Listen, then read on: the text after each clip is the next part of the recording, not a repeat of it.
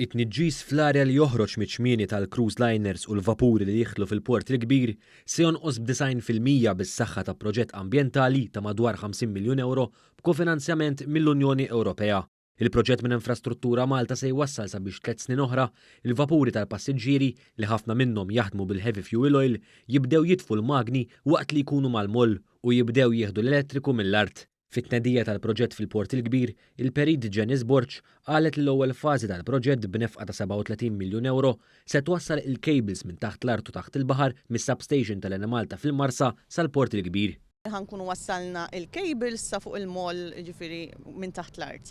Kif daħal vapur, ħajġi jisu trak żgħir li fuq jkollu il-cable imrembla, jaqbad mal-kaxxi li jkollna permanenti fuq il-moll u fl-istess ħin jaqbad mal-vapur. It-tieni fażi tal-proġett se twassal l-elettriku għal ras ħanżir fraħal ġdid biex ikun jista' jintuża minn vapuri oħra li jieħdlu fil-port. Binjiet bħalli nsejħulhom frequency converter buildings, ħajkun hemm ammont sostanzjali ta' trinek biex impoġġu għandna 22 km ta' cables xi jridu jitpoġġew biex naslu sal-postijiet fejn għandna naslu. Il-Ministru għat-Trasport Ian Borch qal l-istudju li sar fl-2015 wara li kull vapur li jqatta 8 sigħat sorġut fil-port jitfa' fl-arja aktar minn tunnellata ta' diossidu tan-nitroġenu.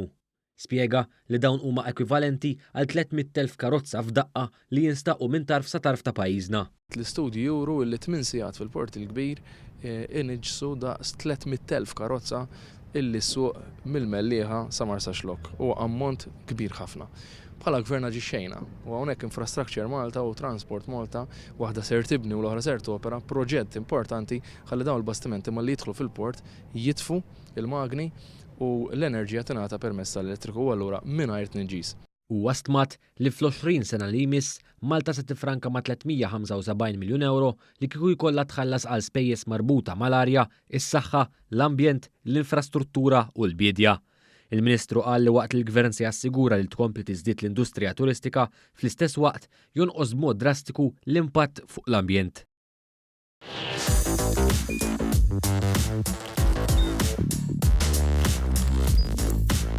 Idħol fuq one.com.mt u hemmhekk tista' tara l-programmi kollha li jxandru fuq One permezz ta' One Play.